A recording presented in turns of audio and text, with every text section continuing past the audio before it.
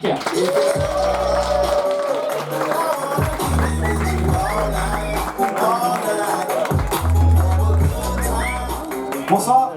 Bonsoir.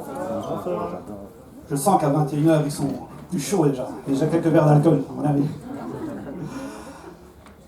Ma fille de 9 ans m'a dit quelque chose il y a quelques jours.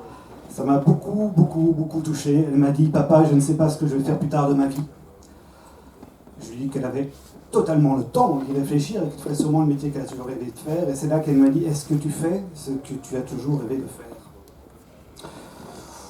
C'est là que j'ai dit, il faut faire un bilan. J'ai 36 ans, je suis vieux. Ça se voit pas, mais il y a des signes qui ne trompent pas. J'ai écrit mes textos avec un seul doigt, celui-là.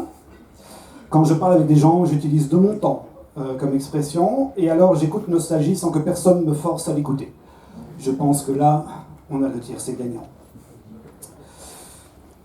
Du coup, qu'est-ce que je veux faire plus tard? Non. Moi, je sais ce que je fais actuellement et je n'aime pas ça du tout, et c'est un peu à cause de vous, parce que vous ne m'aimez pas. Je travaille au fisc. Vous voyez? Après, moi, je ne comprends pas personnellement pourquoi vous m'en voulez. Vous en voulez pas à votre dentiste, parce que vous avez une carie. Je guéris des personnes et vous ne vous brossez pas les dents. Moi, j'y peux rien que vous ne payez pas vos impôts. D'accord. Mon fils de 5 ans, lui, par contre, c'est déjà ce qu'il veut faire plus tard dans la vie. Il m'a dit, papa, plus tard, je veux devenir Père Noël. Mais il y a un problème. Je lui ai dit, quel problème? Je n'ai pas de barbe. C'est merveilleux, les enfants. Je lui ai dit, à aucun moment, il s'est dit que le problème serait peut-être les rennes qui volent et le traîneau. J'aimerais encore avoir cette âme d'enfant, parfois. Moi, je repense à la visite médicale, quand on était petit, qu'on nous demandait, qu'est-ce que tu veux faire plus tard comme métier? Moi, je répondais toujours quelque chose qui avait un rapport avec le film que j'avais vu. Quand j'étais tout petit, j'avais vu Indiana Jones et j'ai voulu devenir archéologue. Puis j'ai vu Armageddon, je voulais devenir astronaute. Puis j'ai vu Rabbi Jacob, je voulais devenir juif. Et après, j'ai vu la liste de Schindler. Et je me suis dit qu'astronaute, c'était pas mal, finalement. À la base, honnêtement, rien me prédestinait à faire ce que je fais comme métier aujourd'hui. Moi, j'ai fait un master en recherche. Recherche de ce que j'allais faire de ma vie. C'est-à-dire ces 6 premières années ratées. Voilà. C'est hyper compliqué. Parce que rater 2 années et vous faire payer une 3e année de cours, allez essayer de dire ça à vos parents. Moi, j'ai fait 6 fois quand même. Si jamais vous avez besoin de cours, n'hésitez pas, je peux vous donner tous les trucs. Donc voilà, donc il a fallu que je me prenne en main et trouver un job. Et mon premier job, on m'a appelé pour me dire « Félicitations, vous allez devenir gardien du patrimoine pour un prestigieux musée belge. » Alors moi, j'étais comme vous. Je ne savais pas ce que c'était. Pas le musée, le gardien du patrimoine. On m'a dit « Mais t'as déjà été au musée, ces magnifiques bâtiments, le parquet qui craque, les super tableaux, n'oublie pas la chaise qu'il y a toujours dans un coin avec un type qui dort dessus. Eh ben, ça sera toi.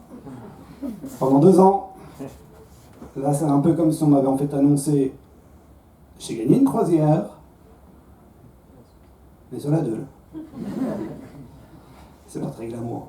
Du coup, le métier était vraiment difficile parce que on s'emmerde, soyons honnêtes. Du coup, j'ai voulu mettre un peu d'humour dans mon métier. Et un jour, un couple de petits vieux est venu me dire « Excusez-moi, nous venons voir Bruegel. » C'est là que je leur ai dit très sérieusement « Je suis désolé, on ne vous a pas prévenu. Mais il est décédé. » J'ai compris que je n'avais pas ma place dans le musée et mon humour non plus.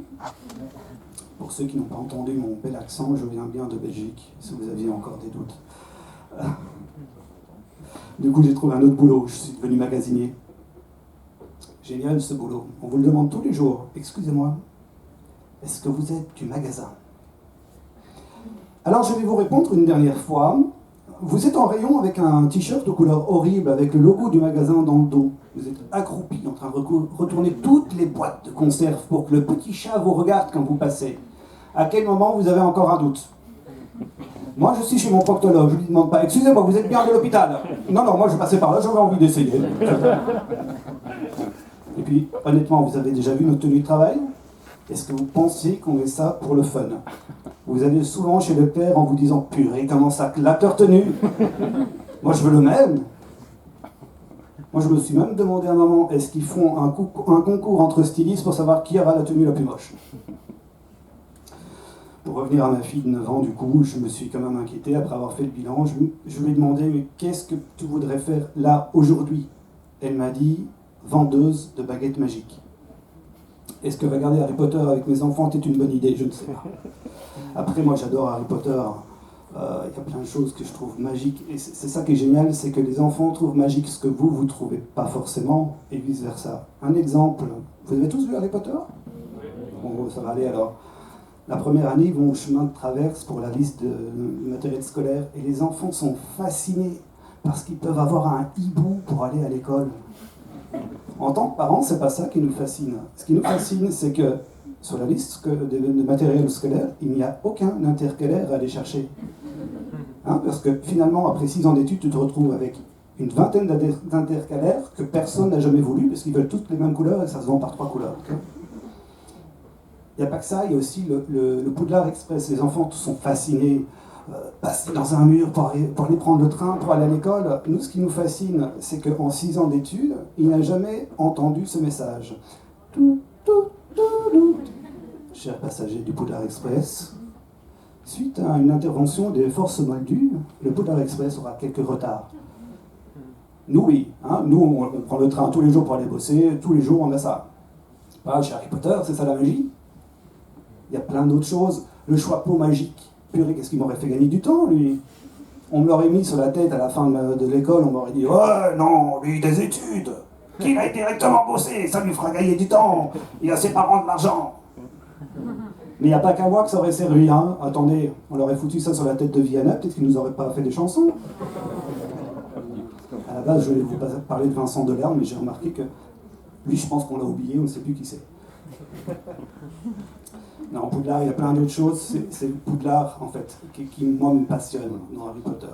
L'école la plus sûre de tout le monde de la magie. C'est J.K. Rowling qui l'a écrit. Je rappelle quand même que chaque année, il y a un tordu qui rentre dans l'école pour buter des enfants. Chaque année. Et chaque année, ils y retournent. Et à aucun moment, le corps enseignant se dit « Est-ce qu'on n'a pas merdé à un moment ?» Est-ce qu'on n'aurait pas dû fermer l'école? Non. Aujourd'hui, pour l'instant, vous avez 2 cas de Covid, on vous ferme l'école pendant 2 mois. Là-bas, on tue les enfants, c'est pas grave.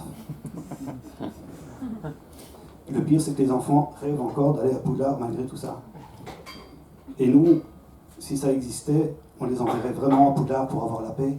Parce que Poudlard, vous avez une chance déjà de ne pas récupérer votre gosse.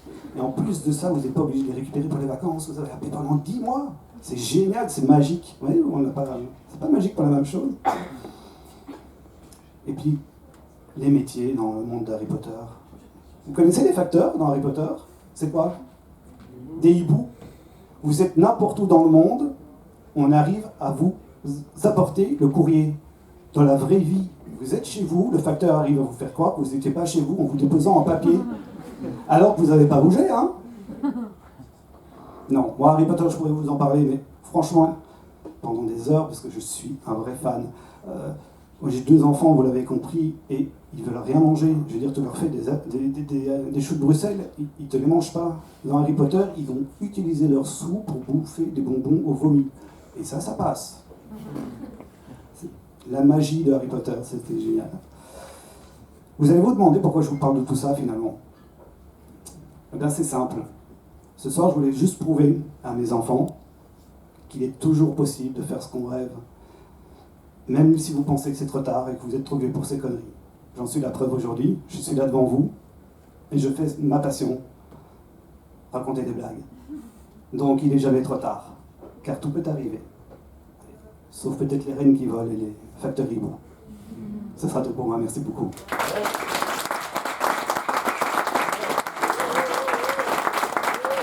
Merci beaucoup.